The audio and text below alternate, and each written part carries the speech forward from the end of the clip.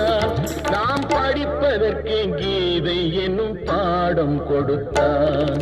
புல்லாங்குழல் கொடுத்த மூங்கிலே எங்கள் புருஷோத்தமன்